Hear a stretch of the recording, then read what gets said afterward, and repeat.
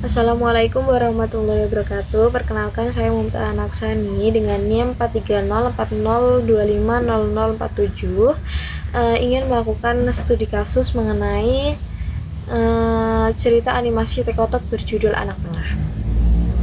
Nah, dalam cerita animasi Tekotok berjudul Anak Tengah ini, secara psikologis menggambarkan fenomena yang dikenal sebagai middle child syndrome atau sindrom anak tengah, yaitu suatu kondisi non-klinis di mana anak yang berada di posisi tengah merasa kurang perhatian atau terabaikan. Nah, ini ada analisis berdasarkan adegan-adegan dalam video. Nanti ada yang pertama, ada perasaan diabaikan dan hilang identitas. Itu pada adegan pas ibu memperkenalkan anak-anaknya kepada teman. Ibu dengan bangga dan detail menyebutkan prestasi anak pertamanya. Itu tuh yaitu namanya Reza sebagai PNS, dan anak bungsunya itu tuh Ali, selalu ranking 2 besar di kelas. Tapi anak tengahnya, anak tengah memang selalu diabaikan ya teman-teman. Dalam analisis psikologisnya, yaitu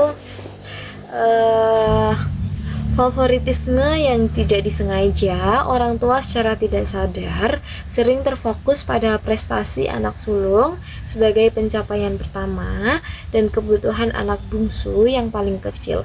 Hal ini membuat anak tengah, Puput, merasa tidak memiliki peran atau identitas yang jelas dengan dalam narasi keluarga.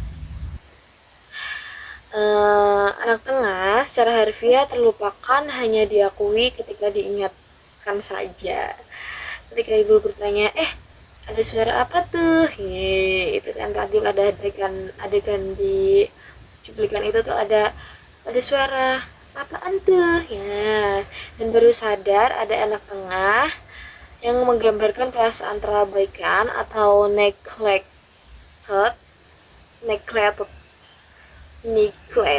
Nah, dan tidak terlihat atau invisible, yang merupakan inti dari middle child syndrome.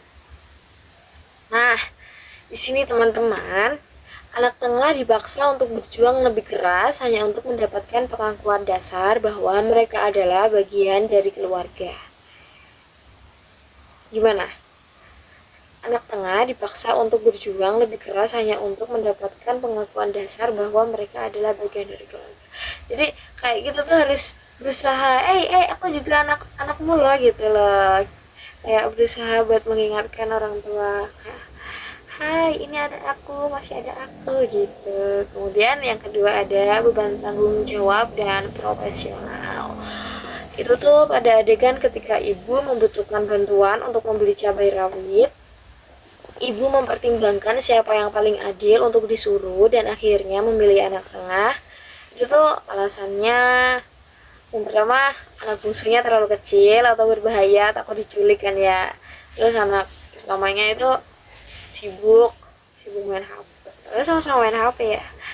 Analisis psikologisnya, itu tuh anak tengah itu sebagai juru damai dan pembantu utama. Anak tengah sering diposisikan sebagai mediator atau pelaksana tugas yang paling fleksibel. Mereka dianggap paling mampu, namun kewajiban ini muncul bukan karena pengakuan atas kemampuan mereka, melainkan karena mereka dianggap yang paling tidak sibuk atau paling mudah dikorbankan di antara yang lain. Sedih ya.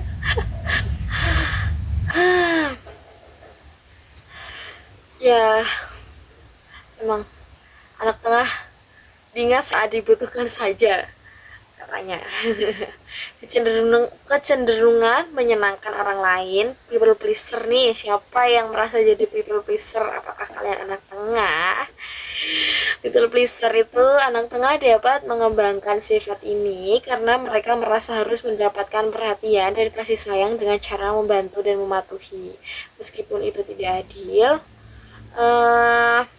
kenapa Anda selalu memberatkan anak kedua Anda?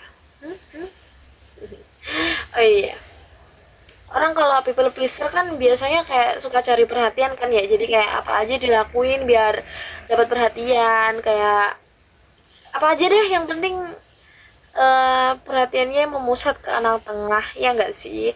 Kayak yang penting dapat perhatian, apa aja aku lakuin, mau nyakitin diri sendiri pun nggak apa-apa gitu, ya enggak sih? Nah, pada konflik kurangnya dukungan di sini ada pada adegan anak tengah dimarahin dan disingkirkan oleh anak sulung tempat karena diambil tempat duduknya. Ketika ia mengadu, ia disalahkan seakan-akan gue yang salah. Ya, gue yang salah nih. Selalu disuruh mengalah kepada anak bungsu, ngalah dong sama adik. Ya, selalu ngalah ya teman-teman. Udah ngalah kalau disuruh-suruh, ngalah lagi pas lagi rebutan ya. Analisis psikologisnya, perasaan tidak adil, anak tengah berada di posisi yang serba salah. Maju kena, mundur juga kena. Ia harus tunduk kepada kekuasaan atau tuntutan anak sulung, tetapi juga harus mengalah kepada anak bungsu. Mereka sering merasa ketidakadilan yang terus menerus. Kayak, ya bener sih, mundur kena, maju juga kena. Mau maju, anak pertama gini, mau mundur, kan aku punya adik gitu kan ya. Kemandirian ekstrim. Yaitu yaitu akibat dari kurangnya perhatian, kurangnya perhatian, merasa diabaikan, jadi kayak ngerasa sendiri nggak sih ya, jadinya tuh muncul sifat kemandirian ekstrim atau melarikan diri. Puncak dari perasaan tertekan, disalahkan, dan merasa tidak memiliki tempat yang aman dalam keluarga adalah reaksi menarik diri atau melarikan diri. Gue pergi aja, kabur gitu kan. Reaksi ini menunjukkan bahwa anak tengah sering mencari pelarian atau lingkungan di luar di mana mereka bisa merasa dihargai. Ya enggak teman-teman? Di sini kayak anak tengah tuh biasanya kayak lebih milih kayak ngaleh, lebih milih pergi daripada kadang ya kalau udah jadi people pleaser tapi kok masih nggak dihargain, terus yaudahlah emang aku harus pergi itu. Nah, di sini tuh kayak secara keseluruhan animasi anak tengah oleh Tekotop menyajikan sindiran yang kuat mengenai dinamika keluarga yang tidak seimbang, menyoroti dampak psikologis berupa perasaan terasing, ketidakadilan, dan hilangnya identitas yang sering dialami oleh anak tengah. Jadi ya teman-teman,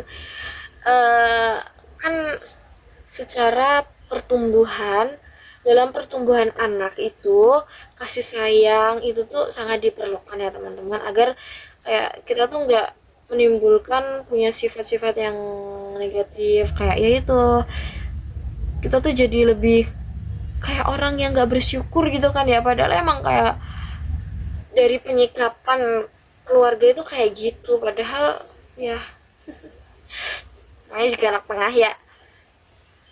Perasaan terasingkan, ketidakadilan, dan hilangnya identitas. Hilang identitas tuh karena apa? Karena sering dilupakan, diingat hanya ketika lagi susah. Harus selalu mengerti bagaimana keadaan keluarga, tapi keluarga tidak mau mengerti bagaimana keadaan anak tengah. Ya memang anak tengah. Jadi sekian dari saya, bila banyak kesalahan ataupun kekurangan mohon dimaafkan. Sekian dari saya, wassalamualaikum warahmatullahi wabarakatuh.